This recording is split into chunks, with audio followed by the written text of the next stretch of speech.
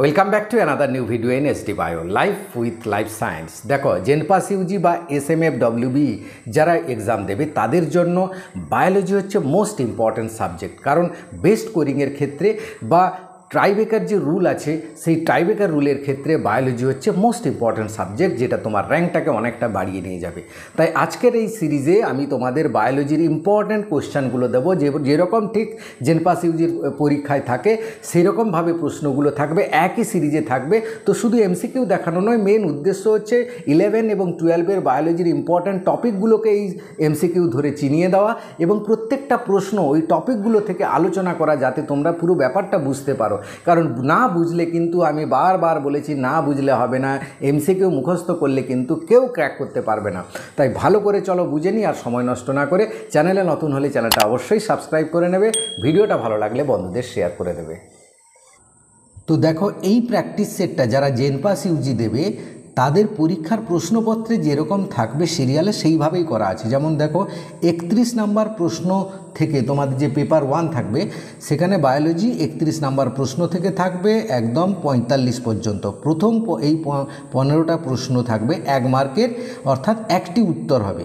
তারপরে দেখো 96 থেকে 100 পর্যন্ত এই 5টা প্রশ্ন যে থাকবে জেনপাসের, সেগুলো কিন্তু প্রত্যেকটা প্রশ্নের একাধিক উত্তর হবে এবং প্রত্যেকটা প্রশ্নের মান হচ্ছে 2 মার্কের প্রশ্ন। তাই এখানে তোমাকে খেয়াল রাখতে হবে। তো প্রত্যেকটা প্রশ্ন কিন্তু খুব ইম্পর্ট্যান্ট, বিশেষ করে যারা SMFWB দেবে তাদের জন্য কিন্তু এই বায়োলজির প্রশ্নগুলো ইম্পর্ট্যান্ট, কারণ দুটো পরীক্ষার লেভেল কিন্তু একই রকমের। তো দেখো, প্রথম প্রশ্ন, পূর্ব কলকাতা জলাভূমি হলো একটি কি? না জাতীয় উদ্যান বা বায়োস্ফিয়ার রিজার্ভ, আর রামসার সাইট না জৈব বৈচিত্র্য? এটা হবে রামসার সাইট, কারণ জলাভূমি কিন্তু রামসার আন্দোলনের সঙ্গে যুক্ত, তাই যে কোনো জলাভূমি হচ্ছে রামসার সাইট বলে পরিচিত হয়।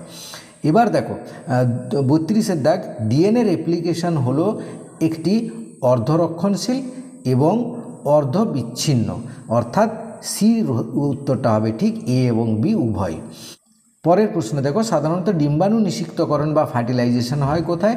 না ফ্যালোপিয়ান টিউবে, অর্থাৎ ফ্যালোপিয়ান নালীতে, সির উত্তর। এরপর দেখো, কলা পালনের কোন পদ্ধতিতে খুব কম জায়গায় অসংখ্য চারা তৈরি করা যায়? যেটাকে বলা হয় অসংখ্য চারা তৈরি করাকে বলা হয় মাইক্রো প্রোপাগেশন। দেখো, প্রোটোপ্লাস্ট কালচার একটা কলা পালন, ক্যালাস কালচারও কলা পালন, কিন্তু এগুলোতে একাধিক চারা নাও তৈরি করা যেতে পারে, কিন্তু মাইক্রো প্রোপাগেশনে একাধিক কলা বা চারা তৈরি করা যায়।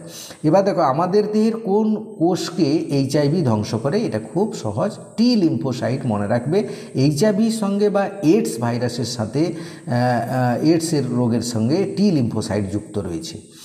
নিষিক্ত কোন স্ত্রীস্তবকের অংশ? আমরা জানি পরাগধানী, পুংদণ্ড এবং পুংকেশর, এগুলো হচ্ছে পুংস্তবক, আর গর্ভমুণ্ড হচ্ছে স্ত্রীস্তবক, সঠিক উত্তর।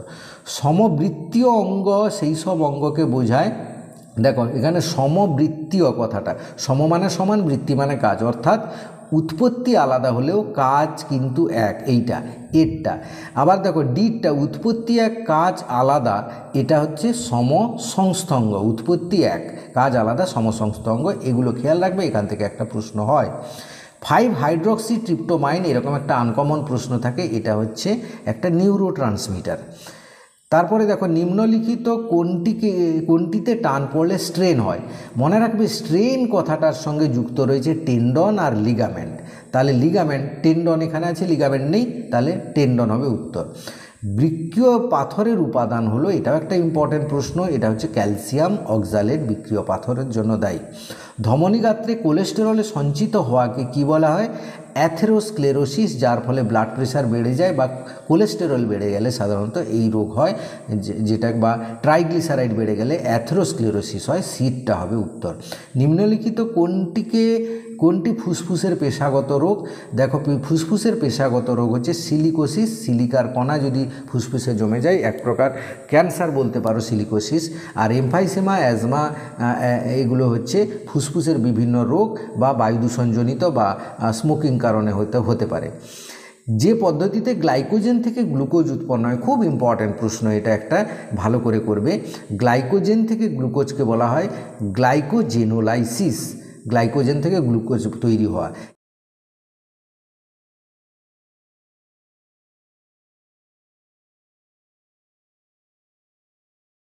আবার গ্লুকোনিওজেনেসিস কি না, প্রোটিন বা অ্যামাইনো অ্যাসিড থেকে যদি গ্লুকোজ তৈরি হয় তাকে বলা হয় গ্লুকোনিওজেনেসিস, এটাও খেয়াল রাখবে।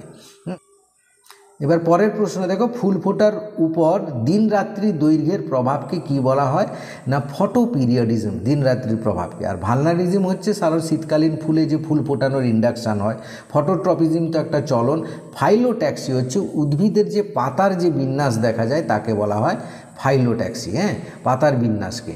এই কথাগুলো প্রত্যেকটা টার্ম যদি মনে রাখে, এই প্রশ্নটা তো নাও পড়তে পারে, কিন্তু এইরকম টার্মগুলো থেকেই প্রশ্ন আসবে। প্রাণীকোষে সাইটোকাইনোসিস হয় কিভাবে না, ক্লিভেজ সৃষ্টির মাধ্যমে। আর উদ্ভিদ কোষে কাইনোসিস হয় কোষপাত সৃষ্টির মাধ্যমে। এটা তোমাকে খেয়াল রাখতে হবে। রসালো পুষ্পাক্ষ ভোজ্য অংশ। এবার দেখো যে প্রশ্নগুলো আসছে একাধিক উত্তর হবে, প্রতিটা প্রশ্নের জন্য 2 মার্ক। এটা 96 থেকে সিরিয়ালটা স্টার্ট হবে তোমার প্রশ্নপত্রে। রসালো পুষ্পাক্ষ ভোজ্য অংশ হলো, এটা আপেল হবে, নাশপাতির হবে, হ্যাঁ, এ ও বি, অর্থাৎ দুটো উত্তর এ আর বি, আপেল এবং নাশপাতি। এবার কাণ্ডের বহিষ্টিলীয় গঠন হলো কি না, কাণ্ডের বহিষ্টিলীয় গঠন হাইপোডার্মিসও হবে, এপিডার্মিসও হবে, কটেক্স হবে। মজ্জা হচ্ছে অন্তঃস্থলীয় অংশ। তাহলে এই তিনটে, তাহলে এ বি সি হবে সঠিক উত্তর।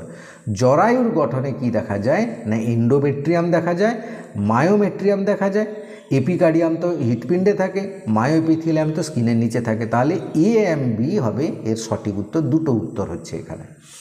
অ্যামনিওসিন্টোসিস দ্বারা জানা যায় কি না, ভ্রূণের লিঙ্গ জানা যায় আর জিনগত ত্রুটি জানা যায়, অর্থাৎ এখানে এ আর ডি হবে সঠিক উত্তর।